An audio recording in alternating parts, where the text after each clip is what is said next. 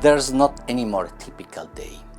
Our emergency department, usually plenty of patients with different pathologies, carried mostly only patients with fever and suspicious of COVID disease. Another big issue was the level of uncertainty among both patients and employers. The corona pandemic is one of the greatest challenges to us so far, in which the health and well-being of our patients and employees had and still has the highest priority. We had to ensure that patients and employees were not endangered. So what really became apparent very quickly was going to be the stress caused by the uncertainty of what was going to be happening.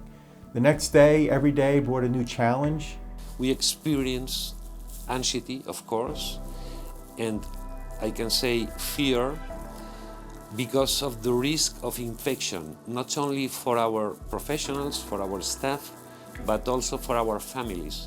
The psychological stage of our people now is different because we are suffering from what you can say pandemic fatigue.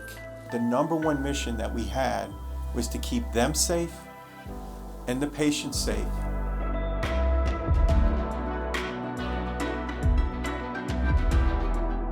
We implemented security measures for patients and staff.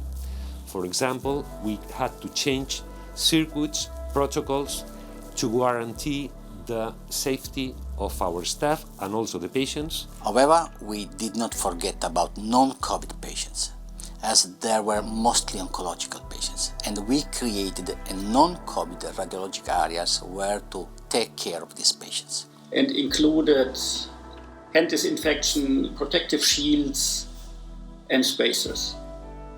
Furthermore, we tested every patient for cold symptoms like fever, cough, or drizzling. We informed patients and our referring doctors about the daily status of our practices via our social media channels and website. So it was important to let the staff know every day that what they did mattered and what they did was making a difference, and not to sound dramatic, but they probably were saving lives, and it was important to always let them know that.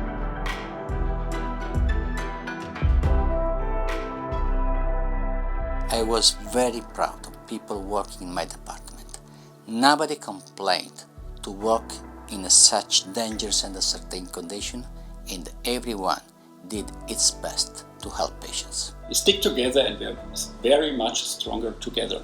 And I used an analogy as if you look at a steel rope, it's made up of a lot of very fine threads of steel. But when you wind them all together, it can make a very, very strong bond, a very strong steel rope. And I think that's what happened. In the second and third waves, the situation is different because we have learned a lot of things from the coronavirus spread of the infection. In our department, we have got the vaccine for all of the staff.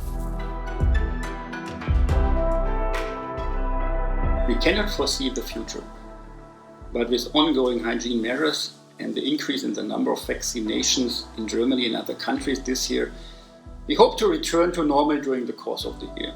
And also we are not sure about the possible post-traumatic stress disorder that we will get into the next future.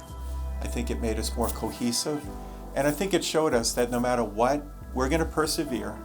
We're going to get through no matter what you throw at us, and in the end we're going to get better, and we're going to learn from it, and we're going to come out better because of it.